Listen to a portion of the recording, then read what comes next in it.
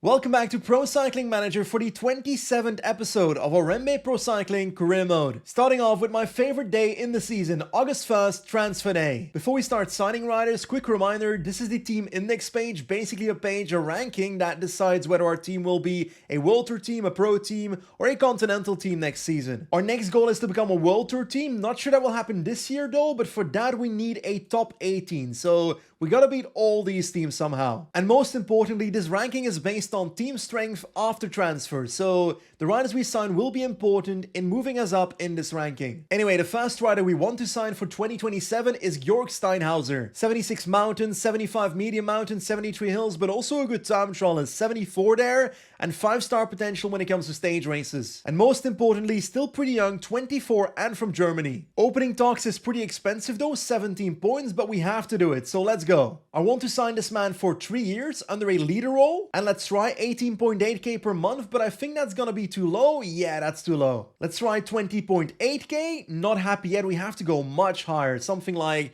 24.25. Let's try 24.8. Just not happy, or last chance here now. But looking at the agreement, I think 25.8 should work. There we go. Georg Steinhauser will be joining our team. Next up, 25-year-old German Maurice Ballerstedt, basically an additional lead out for the team. 3 years, 4.4k. Let's give that a try.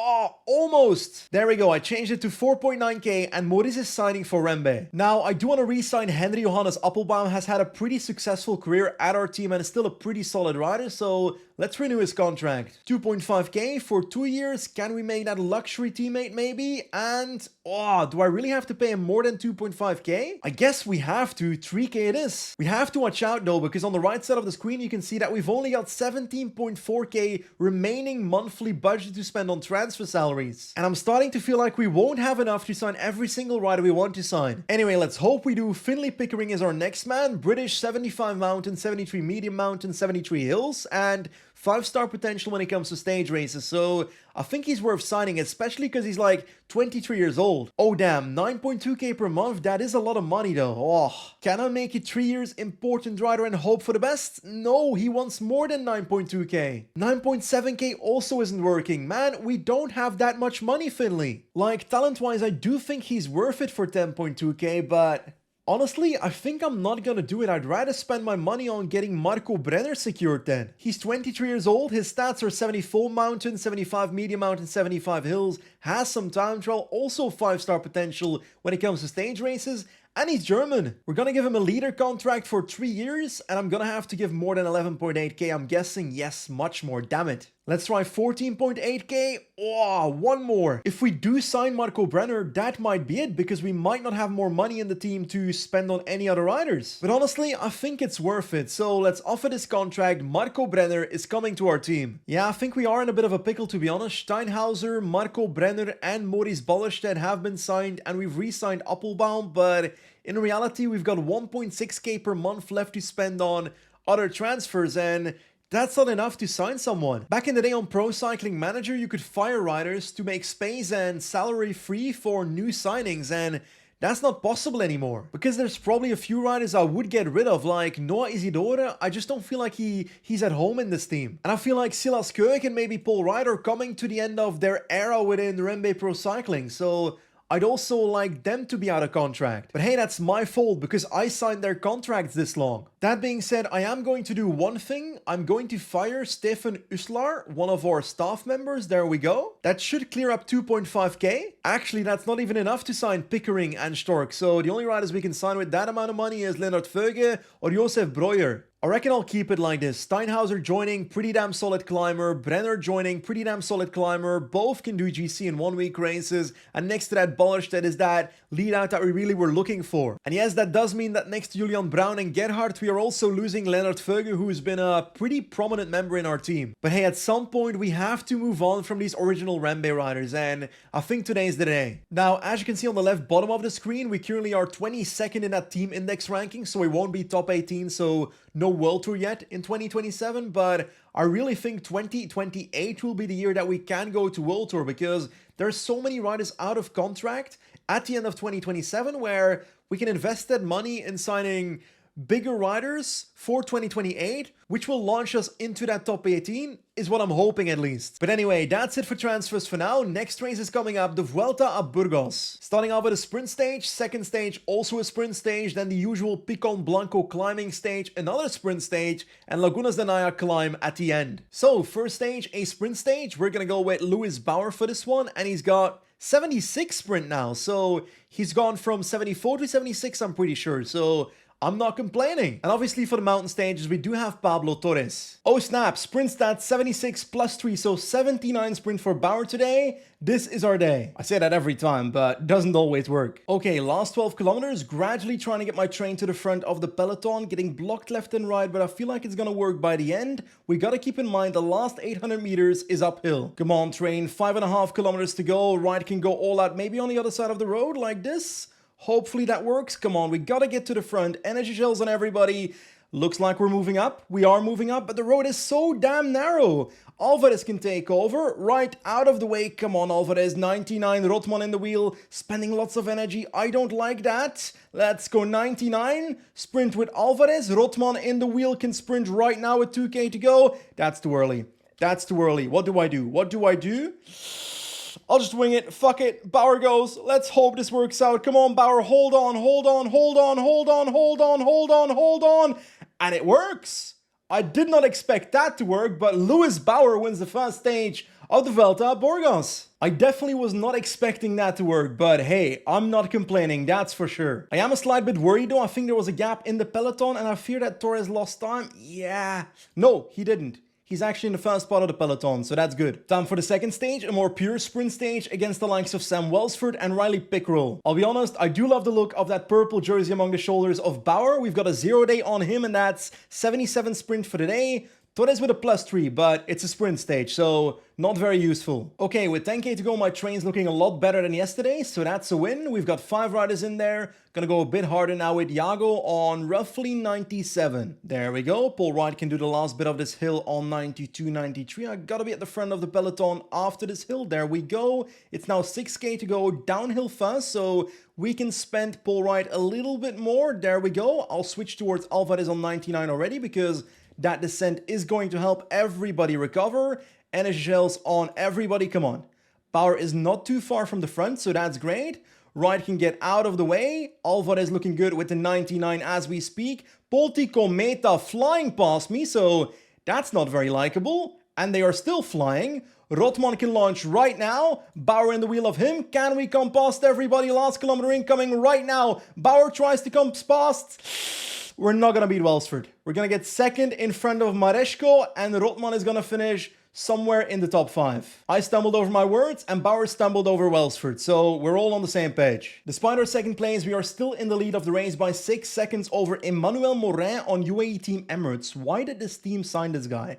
That's a crazy signing for UAE. Talking about that team, UAE Team Emirates is going to have to tighten its belt in the transfer market. The manager will have less money at his disposal for 2027. What happened? Is oil running out? Okay, Picon Blanco, a mountain stage. I was gonna say it's time to cook, but then I looked at the start list and I saw Jonas Vingegaard. So Pablo Torres versus Jonas Vingegaard, I think we're in trouble. Come on, you can't be serious. Yesterday on a sprint stage, a +3 day for Torres. Today on a mountain stage, -1. Honestly, that sucks. Okay, with about 11 kilometers to go, the break is almost caught, but behind the break in the peloton, it's only 37 riders. Something must have happened because half the peloton's gone, more than half of the peloton. And here we go. Picon Blanco, 7.3 kilometers, 9.1%. The last 2 kilometers or the last kilometer, relatively shallow in gradient. So the first 2 kilometers are the most important. I cannot drop. Come on, Torres, hold on for dear life. We've got to move. It's Baumann attacking. Okay.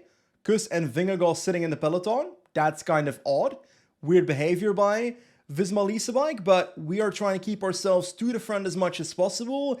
Perikas can take over from Bauer. There we go. Energy gel on Torres as well. We've got Molinar kind of blocking us. We don't like that. 4k to go. We've got Kuss now attacking towards Baumann. Vingegaard still a little bit behind. I'm doing my own tempo because, well, I don't think I can follow the tempo of Jonas Vingegaard on this climb. On to 85. Come on, come on, come on. We gotta pass every single other rider. Para is done for, Govacar is done for, Mohoric is done for. Let's try and finish as high as possible. My goodness, this is steep. Vingegaard is now the fast rider on the road. He's dropped 2 of his companions together with Piganzoli and Wout Poels. We are bridging over towards Tam and Graat and hopefully to the other guys there as well pretty soon. Last 1.5 kilometers coming up. There we go, to Group 2 as we speak. We won't beat Jonas Vingegaard, but we can beat these guys maybe. Come on, let's do 92, 93. I might have to sprint. I think that was dumb. I shouldn't have sprinted. I should have paced. But anyway, we finished 5th, which is not terrible. I don't remember where we finished last year though. Actually, last year Torres wasn't even at this range, so no comparison to be made, but I'd like to move up to the podium in the next mountain stage. Right now, we're about 9 seconds away from 2nd place. This video is sponsored by Zwift. Zwift is the go-to training app that makes indoor cycling much more enjoyable. If you want to start Zwifting but you don't have an indoor smart trainer yet, you're lucky, because right now you can get 10% off the following products: the Wahoo Kicker Core Zwift 1, the Wahoo Kicker Core with cassette, the Zwift Ride with Kicker Core, or if you already have a compatible smart trainer, the Zwift Ride frame by itself. To receive the 10% discount, use the link in the description and code BENJIZ10. Both steps are important, link and code. Anyway, back to the video. But first, another sprint stage, but the last 1.5 kilometers looks kind of uphill and downhill, so we'll have to look into that. Second favorite, Lewis Bauer. Now that's what we're talking about. Rotman +2 as lead out and Bauer +2 as well. That's 78 sprint on the day. Choo choo, here comes the REMBE train. 10k to go, 5 riders on the right side of the road. We are looking perfect. Come on, Iago, faster my man, faster my man. Alvarez can take over right now on 99. Iago out of the way, Rotman, Bauer to the wheel. Come on, come on, come on. Last 2.8 kilometers. We gotta pass some people here. Slightly uphill and then downhill, so I gotta make sure I don't get blocked by bloody Welsford. Climb faster. Well, it's probably not a choice for Welsford. 95. Let's sprint with Rotman. Bauer as well. This is a mess. Absolute disaster. I blame Welsford. I'm sorry. I blame Welsford. We are finishing probably like 12th or 13th? 12th. That was a bit of a disaster, so I think we can all agree that stage did not happen. Oh, that's a bit of a shit stage, isn't it? I wish we had like a proper mountain stage with multiple mountains in the last 60k, but we've got one climb of like 5-6 kilometers at the end, so there's nothing we can do against Vingegaard here. I would like to find 9 seconds on the likes of Poels and Piganzoli though, somehow. Oh la la, I am liking the daily form on Torres, +4 on mountain stat, +4 on medium mountain, so 78 medium mountain, which is I think what counts on this finish. There we go, the train is on the rails in the last 7 kilometers. I tried to split the peloton earlier in the stage, but that did not work, so traditional uphill mountain train. Ooh, Rotman is dropped. Back to the peloton. Torres in last wheel has to close a gap. I don't like that. Bauer keeps going though, last 5 kilometers, Tejada at the front trying to set a tempo. Alvarez can take over, Bauer can protect. There we go, let's do maybe something like 90 on Alvarez. Torres is still looking good. Come on, last 3.3 kilometers. This is such a weird finish, man. Such a weird finish. So incredibly steep, actually. There we go with the train, and Wright can take over on 93. Torres still in the wheel right here. That's looking good. Vingegaard is there as well, though, so that is unfortunate. Iago can take over as well on, well, actually, Iago's done for, so it's gonna be all down to Pericas already, I'm afraid. There we go, and then it's Torres time. Energy gel a bit late, probably, but I'll have to do it now. There we go. Hopefully our efforts with the team have increased the fatigue on all the riders in P2, 3, and 4 in GC, because we want to kind of move past them. Vingegaard is attacking Barcelo in second wheel there. We've got Soler trying to close that. Can we somehow make a gap? I don't think so. Last 500 meters, we are completely out of energy, so we might as well go 99 until the line. There's gonna be no gaps on the likes of Poels and Piganzoli, unfortunately, but hey, I guess we tried something. In the end, 6th place for Pablo Torres on the final stage. Not exactly what we hoped for. But hey, he's a pure climber and this is not a pure climbing finish. Oh, Baumann lost some time though, so we move up 1 spot, but unfortunately that's 4th and not 3rd, so no podium for Torres. Oh my god, we also lose the points classification by a single point to Vingegaard, so I hate this man. I do have to give some credit to Lewis Bauer, 8 victories in 2 seasons for our team, so I'm very happy about the signing. Now our next race is quite a big one, Clasica San Sebastian. We've done Classic Brugge de Panne before, so we've done a World Tour race before, but that's kind of a Belgian ChatGPT sprint race. This one's a big one, hilly parkour, medium mountain actually. We've got a pretty stacked team for REMBE standards with Pablo Torres as our leader for this one. But that is nothing compared to the start list. Pogacar, Roglic, Van Gils, Pidcock, Evenepoel, Van Wilder, Skjelmose, Vingegaard, Vlasov, Del Toro. The list keeps going. Anyway, let's try to win San Sebastian somehow. So, starting off with a +1 on Torres, that's 76 medium mountain. I'm okay with that. At the front, we have the likes of Appelbaum and Louis Joe Lures. Can I get in the breakaway?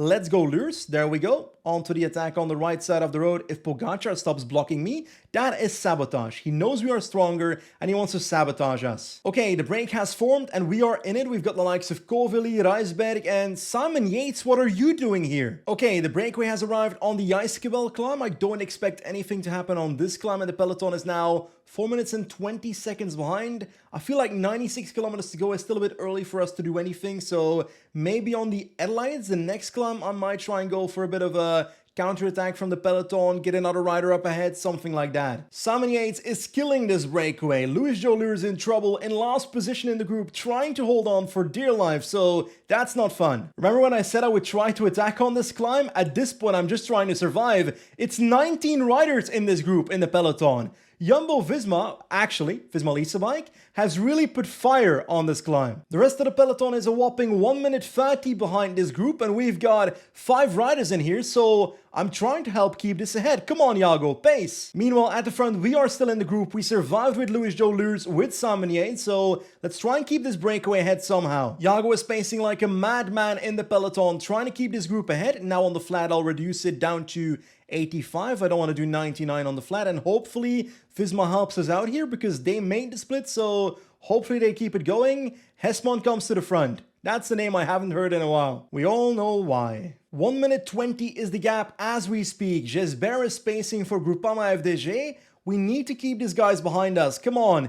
Aguirre is still pacing at the front of this group. Herzog is the next one to do so. Next climb, Mendy Zorot is about to start. No, Georg Steinhauser, don't pace in the second group. You're coming to our team next year. Do something for us. Be helpful. There we go. Iago's basically done for. Now it's time for Herzog to start pacing on.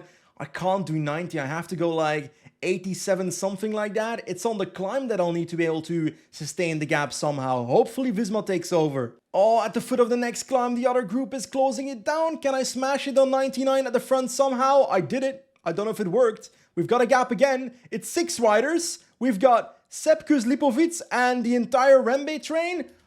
Why not? Let's go. Let's bloody go. We've got a satellite rider up ahead. If we lose like this, at least we had some fun. We've got Aliotti, Williams, Starling and so forth now trying to close that. Roglic in that position. I don't think this is going anywhere. I gotta be honest. Let's go 99 over the top and see if we can force something, but I feel like this isn't working. 20 people now. There is a gap. And Astana seems to be done for with Scaroni, Rafferty and Pronsky. Evenepoel is in trouble though, so he has to close it himself. And his energy looks to be done because he's folding onto his bike. What do you call that? Folding in half? Whatever. It is happening. Perikas keep on pacing actually. Just try and stay in the group, Torres and Wilks, because Perikas is basically empty. There we go. The breakaway is still Louis Joe Lures. We are surviving. We've got Yates and Kovilly here. And in Group 2, Aliotti is pacing for Primoz Roglic. So let's hope they keep going. Damn it, the breakaway has been caught. And for some reason, Remco himself is pacing at the front of the peloton. So that's a pretty weird choice by Remco. Last climb incoming, the Murgil Tontora. I think it's about a 3-kilometer climb, but very steep. And we've got energy. So let's try and cook something up. I believe we can compete for this stage. But Pogacar still exists, so this guy might be trouble. Here we go, 10k to go in San Sebastian. Louis Joe Lures at the front, pacing for Pablo Torres at the moment. Bernal's also pacing really hard at the front, actually making a gap. Pogacar is trying to close that down. Bernal is done for. I keep up the tempo, I keep up the tempo. Come on, come on, come on, come on. A bit further, my friend, a bit further. I don't have the energy to attack on Torres though, that's a bit of a bummer. 46 kilometers, no, 46 people in the group, 43. That's quite a lot of people. When does this damn climb top? I want to attack just before the top, and I think that is right here. So 99 attack, Pablo Torres. Pidcock tries to follow.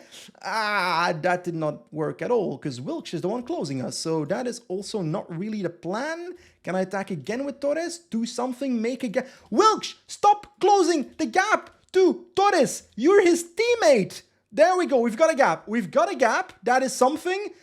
Wilkes is still on 0 because I stopped him completely. Pidcock is trying to close down Torres, which is working. So I don't see how we win this. Unless surprise attack by Pablo Torres in the descent. Pidcock and Martinez are very surprised by it. No, they are not. I am still going to try and attack. There we go. We've got 0 energy. So that did not work. We've got Pidcock that did something. Can I change to his wheel? Martinez flying past. I'm so fucked. I am so doomed. I'm going to try and do a lead out right now with Wilkes for Torres, who has no energy. So this won't work. Pogacar will win. Okay. Was a fun stage, but we get absolutely nothing out of it. Like, that was a massive race by the team. Every single one of our riders played a massive role. We were one of the most visible teams in the race, but in the end, we're not even on the first page of the results. We are 22nd and 23rd with Torres and Wilkes. We tried to win, and we didn't. But hey, I'd rather lose doing something crazy like today than win. No, I'd rather win, actually. At the end of the day, we didn't actually win much in this episode. 1 stage at the Vuelta at Burgos. And most importantly, we signed 4 contracts. Georg Steinhauser is coming to our team. Marco Brenner, another German climber. Maurice Ballerstedt, a lead out. And lastly, we renegotiated a contract with Appelbaum for extension. So yeah, that's it for today's episode. As always, thank you very much for watching. Thank you to REMBE for sponsoring the series. Thank you to Joe for editing these videos. And hey, goodbye.